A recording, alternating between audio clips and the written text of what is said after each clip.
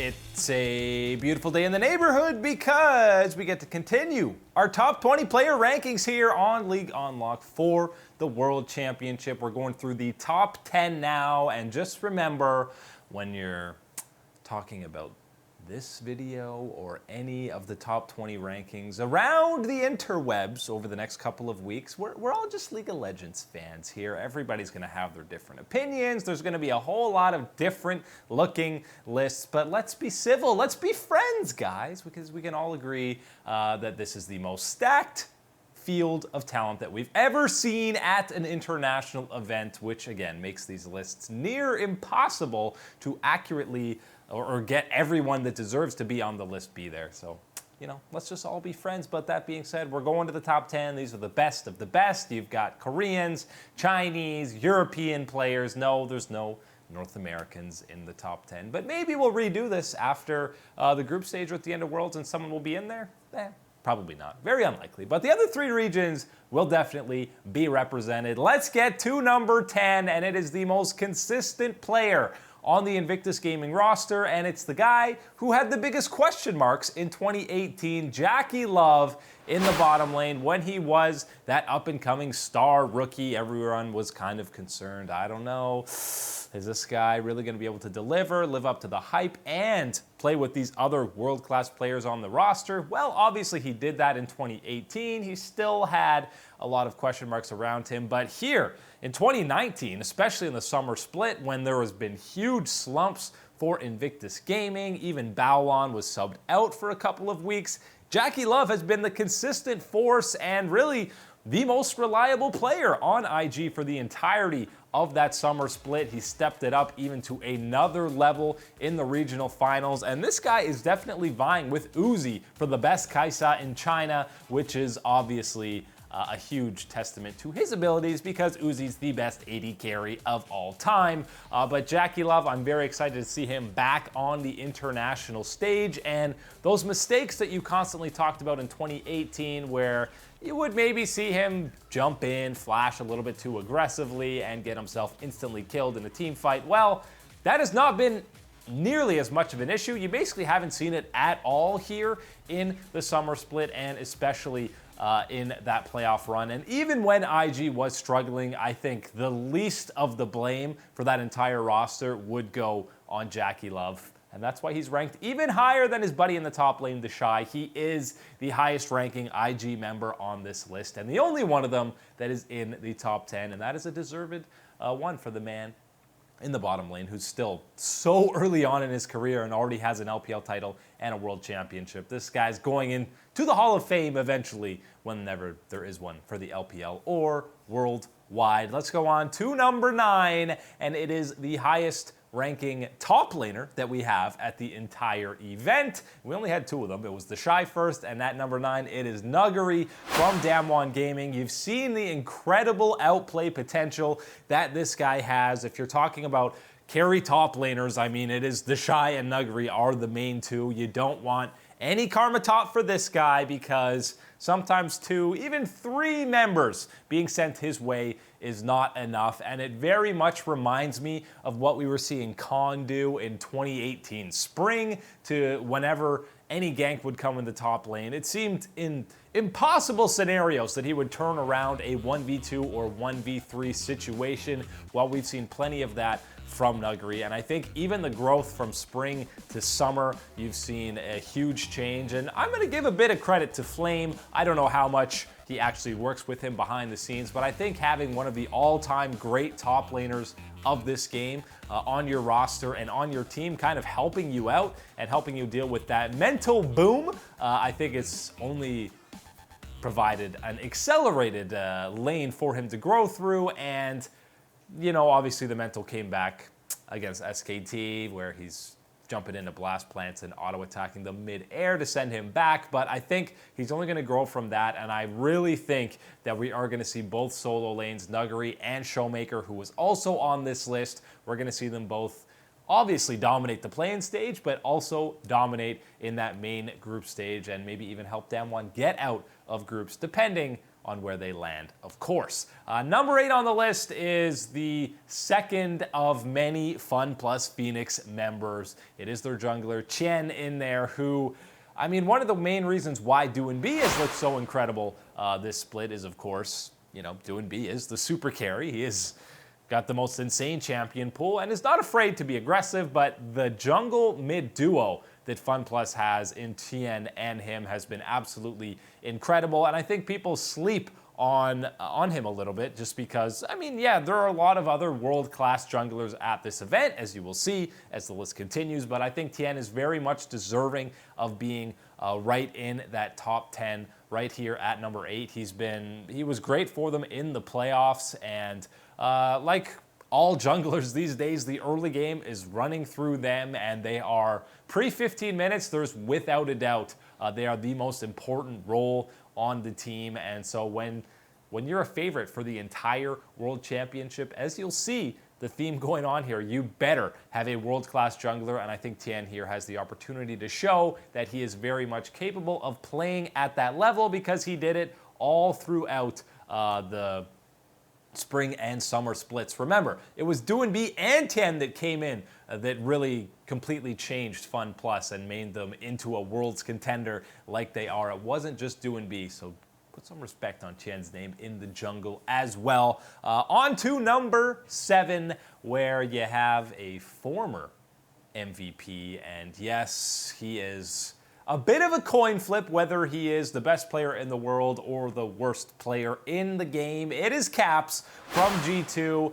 He was the only Western player in 2018 that we put in the top 10. I believe we put him at number 9 last year. He goes up a couple spots to number 7. Obviously, we saw him peak at MSI where he was, you know, going toe-to-toe with Faker and some of these other world-class mid laners, and some people might even think 7 is a little bit low for him, but there is, you know, the possibility of him having one of those craps games where he just completely does not perform to the level you've seen. I think in a lot of the matchups against Fnatic, Nemesis was going even or even getting the advantage against him. Obviously, some of these comeback wins that G2 had, you said, okay, that's claps, completely avoiding a 2v1 gank and, you know, getting a kill with it. Those are the plays that you just don't expect and most players are not capable of actually making. So yes, the incredible peaks and highs that we've seen from Caps would definitely put him in as a top 5 player coming into this event, but just because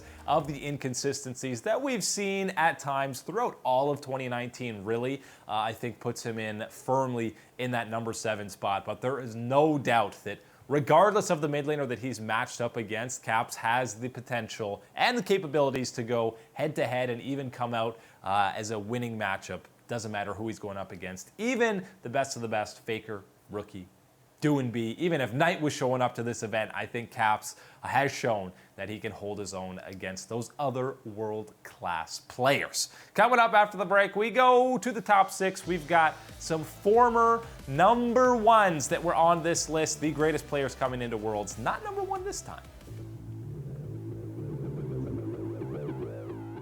We are back on League Unlocked, getting down to the nitty-gritty of our top 20 player rankings. We have hit the top 6, and in at number 6 is a man who was pretty much consensus number 1 last year and is still looked to as one of the best AD carries on the world. We're talking about Uzi from RNG, highest ranking player on RNG, as he probably will be until the end of time. And you even saw in the playoffs towards the end against FPX and even the round before that against Top, it was just going back to their tried and true colors for RNG. It was the final comp for Uzi. Just give him all the CS. Sorry, Xiaohu. Sorry, Langjing. You're not getting anything. It's all about Uzi. We're going to put all our eggs in the Uzi carry basket. And we've talked about this before. RNG, that's just not really how the meta works right now. But apparently in the playoffs, even though RNG obviously ended up finishing second behind Fun Plus, the numbers were still there for Uzi, and almost 40% of the team's damage and almost 45% of the team's overall kills. Yeah, you best believe they were feeding a lot of the resources into him, and it has worked for them for multiple years, and it did get them the second seed to the World Championship after a spring split where they exited in the very first round. So the play style is still very much the same for RNG, but that might be a problem here because I feel like they're going to be a little bit too predictable. They're going to have to get outside of the Uzi carry if they want to make it far at this World Championship. That being said, even without tons of resources, completely pulled into him, even playing at the same level as a typical professional AD carry, Uzi is still going to be better than pretty much everyone. He is still a God-given talent, and the meta is still all champions that he's capable of playing. Doesn't matter, Sivir, Xayah, Kai'Sa, I mean, he's still absolutely nutty on all three of those champions. Ezreal, it doesn't matter. Any marksman, he's going to be able to pick up pretty much instantly. We've seen him destroy Caitlyn in past years. So Uzi is still going to be absolutely terrifying to go up against, and he will be the measuring stick for opposing bottom lanes. How well do you match up against Uzi and Ming in that bottom lane? Because in 2018, it didn't go well for most teams laning opposite of him, unless you have to force a Heimerdinger ban or you're putting wards on a Lantern. Those were his kryptonite in 2018. We'll see if they show up again here in 2019. But Uzi is not the highest ranking AD carry on our list, and that is something that we haven't said in a couple of years. And well, the man who went head-to-head with him in a couple of series, LWX on Fun Plus, he was the runner-up for MVP in the summer split, right behind Knight, and deservedly so. I know Doinb was the main guy for Fun Plus, but LWX had some incredible individual performances throughout the entire summer split and even in the playoffs and in a lot of these head-to-head matchups against RNG and against the man we were just talking about, Uzi. LWX had his best games of the year, and he absolutely outclassed Uzi in a lot of those rounds, and I think he is, because of how big a carry performance he put on for Fun Plus in a lot of these games, he doesn't quite get the recognition for how well he played because obviously Doinb is going to steal a lot of the headlines for Fun Plus, and even, you know, Tian still got some recognition as well. But LWX was incredibly consistent the entire split, and I think in the summer split, you saw his play really reach an entirely new level. And if you took off the nameplates in a lot of these games, you might be thinking this is Uzi. He's got a very similar play style. He's very aggressive. And when there is that split-second opportunity to dash or flash in aggressively and completely change the tides of a team fight, time and time again, LWX absolutely did that. And I mean, some of these games, it's rare that you talk about an AD carry performance in a game and you can watch the highlights, you can watch the VOD a couple of times over and say, I think he played that game pretty much perfectly. There was almost no mistake. His CS numbers are disgusting. He didn't die a single time, and any of the team fights that he won, he completely, the positioning that he made, completely changed it over. And there were several games where you could say that for LWX. So he had an absolutely incredible summer split, and I think he deserves the recognition of being top 5 and the highest AD carry on our ranking coming into Worlds 2019. Number 4 is somebody that you have probably heard of. It's his lowest ranking ever for a top 20 World Championship. It is the greatest player of all time. He is not the highest ranking mid laner on the list, which again is probably a first for him because he wasn't there in 2018. But it's Faker, obviously, from SKT, and what a tumultuous summer split and really 2019 overall for SKT. Yes, in the regular season, there's no doubt that Faker was probably not even a top 3 mid laner in the LCK when you had Showmaker, Chovy. They were both playing incredibly well, and I think it was pretty much consensus that they played better than him in the regular season. But when you are taking into account what he did through that entire playoff run for SKT, they played 13 games. He played 8 different champions. That's when he's bringing out the Echo, the Kassadin, all these staple picks that we've seen in years past for Faker, and all of a sudden, when he's not playing some Karma in the mid lane, you realize, oh, right, that's why this guy's the best player of all time. So when you're talking about the playoff run that he did, and of course, you can't deny whatever people want to say whenever you're doing a list like this and it is at a world championship, just because it's Faker. He's coming back to Worlds. You know he's countlessly proven himself on this international stage. That's absolutely something, either knowingly or not, that you have to take into account when you're going to such a huge international competition. And I think Faker, I mean, that's not even a question mark with him as to whether or not he will perform. Even when SKT looked not that strong in 2017, he was putting on some incredible performances and still guided them to that World Championship final. And that combined with him rolling through the playoffs, there were still moments, some unquestionable, uncharacteristic plays that he made where he was getting caught out unnecessarily. But for the most part, he got his revenge against Showmaker and Chovy, absolutely winning those matchups here throughout the summer playoff run. And Faker, he's not in the top 3, but a still well-deserved spot at number 4, and he will still be a terror in the mid lane and who most opposing mid laners will be most excited to match up opposite. Coming up after the break, it's into the top 3. We've got some current and former MVPs that will be making up the best of the best.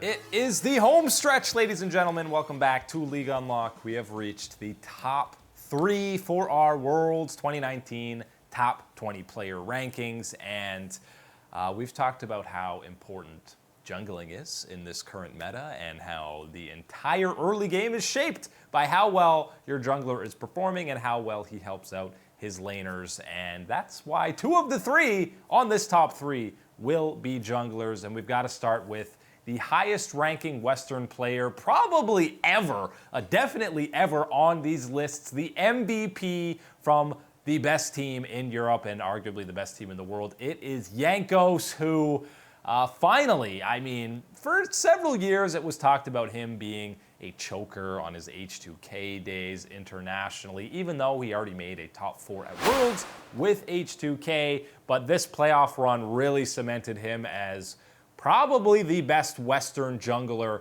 of all time, at least definitely in the last 5 years or so. And he was absolutely incredible against Fnatic, especially going head-to-head against Broxa, and pretty much any game G2 was winning, it was because Jankos was getting an early advantage in that jungle matchup. It's amazing what this guy can do when he's not playing Braum. We've seen both sides of the coin here for him, whether it's playing tank junglers or playing some of these more aggressive junglers like a Sylas or a Kiana, where he can actually carry these games, even on the Olaf, where he can completely decimate opposing lineups. And the Sejuani is obviously going to be a staple pick that pretty much any jungler will have to be able to play alongside that Gragas. His champion pool is vast, and I mean, even go back to spring when he was playing Karthus and half the games whenever he could, because that's a fun champion. He gets to steal kills. But for a veteran who's been around for 5+ years now, we're going back to 2014 when he was playing on Roccat. It is just great to see him reaching his peak performance 5 years after he's been playing professionally. There was no question and no issues with him winning that MVP award. He was without a doubt the best player on G2, the most important player at the very least, and the best jungler in EU. We saw him show up at MSI going against some of the best junglers on the planet. So very deserving of the highest ranking spot ever for a Western player here at number 3. And the problem is, and the reason he's not the highest ranked jungler on the list, is because the man at number 2 has something to say about that. We are talking about Clid for SKT, and for all the importance that Jankos has in the early game and the overall playstyle of G2, times that by about 10 for what Clid is for SKT. Even more than any other team in the world right now, everything is fueled through Clid for SK Telecom. And again, the 13-game run that they went on in the playoffs, where they were just looking so dominant in pretty much, except for 2 games, one they lost to Afrika and one that they lost to Griffin. They were just completely murdering the competition, and the early game, almost every time in the post-game analysis and anything, all the threads. It was what an immaculate early game from Clid. It didn't matter who he was going up against, whether it was Canyon, whether it was Tarzan. He just put on an absolute clinic, and this is exactly what we were kind of talking about at MSI with maybe SKT relies a little bit too much on Clid, but he was the MVP for group stage at that event. So we talk about players not necessarily having tons of international experience and that putting a little bit of a hamper on their ranking on this list. And while Clid really only has that one MSI tournament to his name, just the sheer dominance that he's played throughout 2019, and you can count the spring split in this one as well, and you take into account that he actually played insanely well at that one international event at MSI, even though SKT did not win overall, and you have to put this guy at the very minimum within your top 3. We have him here at number 2, obviously, and I think he's more than earned that ranking. Yeah, he's the highest ranking jungler, highest ranking member from SKT, and you never put anyone from SKT ahead of Faker, but absolutely Clid deserves it this year. He has been the best performing, and he is the most important member of one of the overall favorites for the entire tournament. So yeah, he best be hanging out there in that number 2 spot. Unfortunately, it's not enough for him to be number 1 on our list. Of course, it is the former MVP of the LPL, Super Carry Doinb. We finally get to see him at a World Championship, which means you have to redo the list of best players to never attend a World Championship. And for Doinb, it's not necessarily the numbers that are going to completely jump off the page at you and say, oh my God, this guy is kill share, damage numbers. No, that's not going to be the case.